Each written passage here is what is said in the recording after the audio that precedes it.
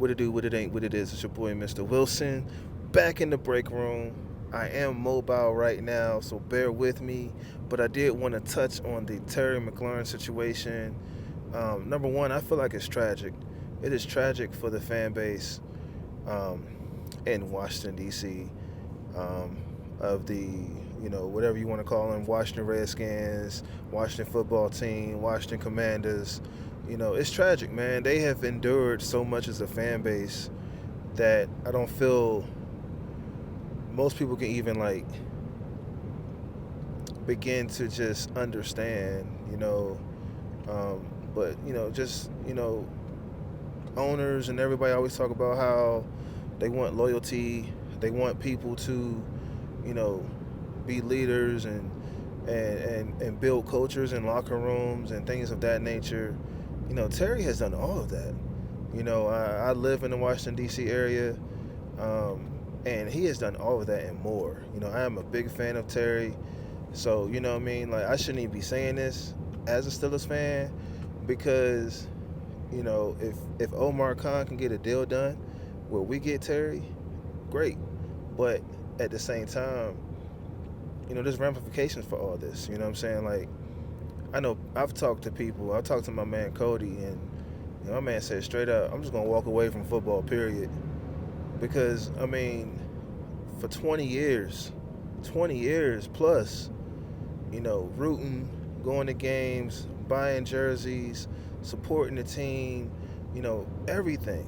And for that time frame, it's just like, what have they gotten in return? And Terry is a bright spot in, what I'm saying, what has been a badly ran franchise. And, we all thought that page had turned, especially with the season they had last year, making it to the NFC Championship. We thought those days were behind us. And so, like, for me, I don't even think it should have even gotten this far. And for it to have gotten this far, I feel like it's a bit absurd. Terry has been, um, he's gotten 1,000-yard seasons every year. I'm exaggerating, but he's had like 10 quarterbacks. And it might not be that far off an exaggeration, but he's had like 10 quarterbacks. You know what I mean? And even through it all, he's remained positive. He's remained productive and a leader. I mean, to put it into context for Steelers fans, you know what I'm saying? Immediately, we could say George Pickens. We could say Antonio Brown. We could say Mike Wallace. We could say a bunch of guys' names that, what I'm saying, didn't have the right mentality to be leaders in the locker room. And specifically, we could talk about, AB and let's say Deontay Johnson and George Pickens. Like when the quarterback situation was dire, they might have performed, but it was like they was a headache at the same time. If they didn't get touches, if they didn't get stats, if they didn't get all the accolades, they became problems, and that's why they're not there anymore, or that's why they got traded. So Terry is one of those guys that does the right thing, that has done the right thing. Should he not be rewarded for that? Like, and again, people like to be like, oh, Pittsburgh don't want to pay nobody. Pittsburgh has changed all that. Like, I think the days of not paying people, people are not going to be able to say that no more in terms of Pittsburgh, because Omar Khan has truly been a con artist and acquiring talent in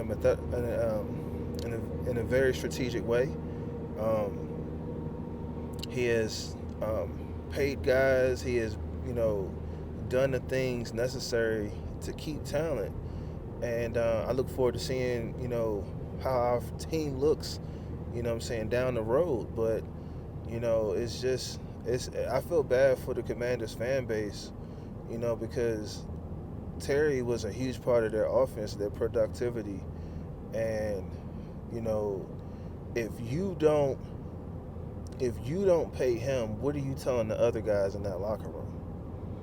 I mean, he wasn't a knucklehead. He didn't complain. None of that. None of that. I don't recall seeing him involved in nothing crazy. And, in fact, like, we can go back to the post over the summer that made headlines. All the guys that got married from the Commanders, the Commanders made a post about these guys getting married and didn't include Terry and his wife. Like, what kind of message are you trying to send? I mean, it's nonsense if you ask me. And quite frankly, the best player your franchise has seen, aside from JD, um, in the last couple years, why are they treating him like he's disposable? Because, they went out and got wide receiver from the 49ers, and they went out and picked up Sanders from the Defenders, DC Defenders. But, those guys can't replace Terry. Like, those guys cannot do what he has done as efficiently as he's done it, in the manner in which he's done it. So it's really sad all the way around for that fan base. If they don't pin a deal with Terry, that's just tragic for that fan base. And now I get it, they got JD to, hang their hats on, but at what point does this become an RG3 situation again? You know what I'm saying? Like, we've seen this already from the DC football team. And at what point does it become RG3? Because, you know what I'm saying, like, they had all their hopes and everything in RG3, you know what I'm saying, to the point where they began to alienate him from the other teammates. And, if this deal doesn't get done, are they doing that again? Like, is that what we had to look forward to? You know what I'm saying? Is that what's going to make headlines now? You can't do it alone. You got to have that guy to go to, you know what I'm saying, in tough moments. Terry has been the number one possession receiver in the league, you know what I'm saying, since he's been drafted. You know what I'm saying? Like, when they need a first down, he's getting that first down. You know what I'm saying? He can't help the quarterback situation. All he does is go out there and prepare and do what he's supposed to do. And, like I said earlier, like Deontay Johnson, same situation pretty much. It's been a quarterback carousel since Ben has been gone. And, stuff began to come out the locker room that really showed his character. And quite frankly, he was probably getting frustrated. But Terry was drafted in 2019, and I never saw anything come out of him being negative and being a bad teammate. You know what I'm saying? Being unprofessional. None of that. So, but now that I got that out the way, hey, Omar, if you go get that dude, man, I ain't tripping, bro. Make that happen. You know what I'm saying? Like, if we're talking about the Steelers being all in, you got to do everything you can to get that dude in Pittsburgh. You know what I'm saying? As a fan, I am not going to complain about him being in Pittsburgh because, he is that good of an athlete, and he's a good character guy as well. I think he'll immediately elevate the guys around him. You know what I'm saying? The only part that concerns me is what we would have to give up to acquire Terry. And I don't want to lose Calvin Austin III. I do not. I love Calvin Austin III. I think he is of the same caliber in terms of like character and morals, and just a hard worker. He puts his head down and he just works to get better each and every year. So I don't want to lose Calvin Austin III. But, at the same time, we have draft capital. We have so many draft picks. I think we got like 12 or 13 draft picks next year at this moment. Man, give up some of them picks. Give up some of them picks, man, and go get this dude. You know what I'm saying? I don't even want to lose Roman Wilson because we don't know what Roman Wilson is going to be. You know what I'm saying? Like, I know realistically there's no way we cannot lose someone. Draft picks is automatic. We know we're going to lose draft picks. There's no way we cannot lose someone. I just hope it's not Calvin, because he had a great year last year up until like the offense fell apart, largely due to the offensive line. But yeah, I don't want to lose Calvin, man. You know, I think he's a good dude, and I think he, with Terry and DK, you know, as a wide receiver core, bro, man, you know that a lot of people complain about us having to trade away George Pickens. You know, Terry is better than George Pickens to me. You know what I'm saying? They're different type players. You know what I'm saying? But you know, for what you get with Terry, he's a better acquisition. He's a better talent than George Pickens. He could run the whole tree. You know what I'm saying? He could play outside. He could run some slot. You know what I'm saying? He can do things to help elevate this offense.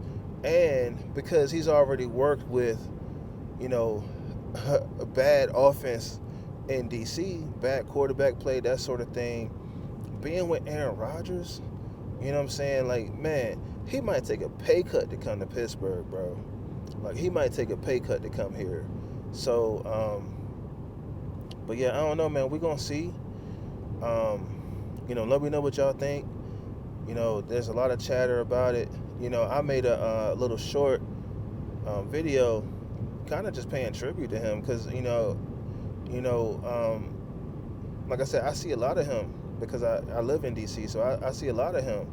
And the guy's a baller, man. I mean, I done hit some parlays because of this man. Like, so I be rooting for Terry, man. And, you know, I hate to see him in a situation. Granted, you know, he has an exceptional life. You know what I'm saying? He's blessed tremendously. But he deserves to get paid, man. They need to stop playing in that man's face and give him that bag. You know, because, like, right now, I want to say the holdup is, like, $27 million.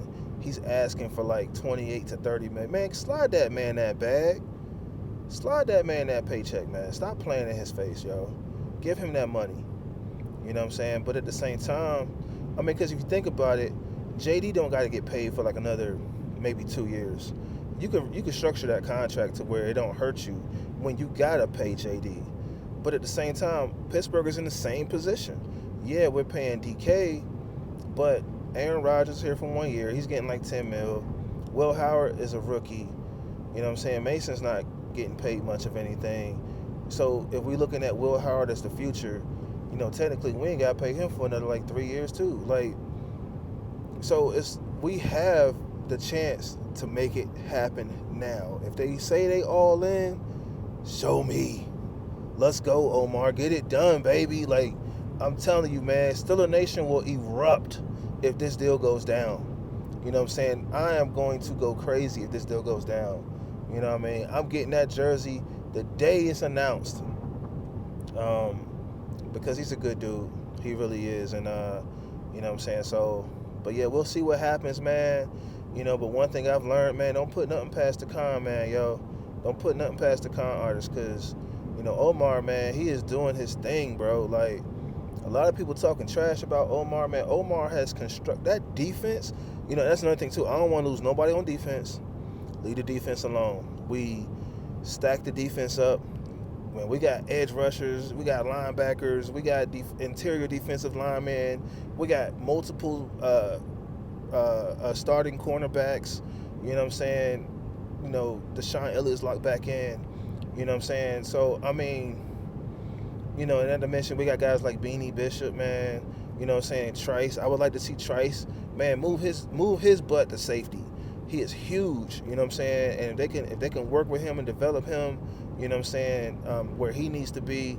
I mean, I'm just saying, man, that defense, like James Harrison said, during Super Bowl 45, man, he said, we just reload, yo. We just reload. And the defense, aside from the Killer Bee error, the defense is just reloaded, like nonstop, constantly. That's why we always have a top-ranked defense. It's our offense that struggles. It's our offense that struggles. But right now, we got an opportunity to make something happen to where we can have like a crazy offense and have a crazy defense at the same time. And man, you know, I'm never one of those guys to be like, yo, it's a Super Bowl year. But man, I know we can make a deep run. You know what I'm saying? I'm okay. I'm confident in saying that. You know what I'm saying? We can make a deep run. You know what I'm saying? And, You know what I'm saying? If we got DK and Terry locked up, we got Caleb Johnson coming up in the rear. Jalen Warren, you know what I'm saying? He's a good character guy. He's a leader. Kenny Gainwell. We went up to Latrobe the other day for practice on Wednesday. The day after it flooded, I would have got some video footage for that, but they kept making announcements like every 5 minutes to, they're going to kick you out if you record. And so some people got some footage, they might have known some people or something like that, which is why they was able to get their videos. But, like, I would have had crazy footage because we were sitting right in front of all the highlights and stuff that you saw. The play where DK, JPJ tried to jam him, and DK pretty much just mushed him out the way and did a go route and caught the ball, for a touchdown. Like, that was right in front of us, yo. At the same time, with Calvin Austin III, when he did his little go route or whatever, he got a touchdown and he ran up the hill and high-fived the fan. That all happened right in front of us, yo. Like, I got some great pictures, so I plan on uploading some of that stuff later. But I wish I could have got some video. I ain't gonna lie, man. I'm so mad I couldn't get no video. But it is what it is. I had a great time. It was my first time at Latrobe for camp. I had the opportunity to go a couple years ago, but, I couldn't get off from work and stuff like that. So, it happens. I'm very happy to be where I am right now. And, I was very happy to go when I went.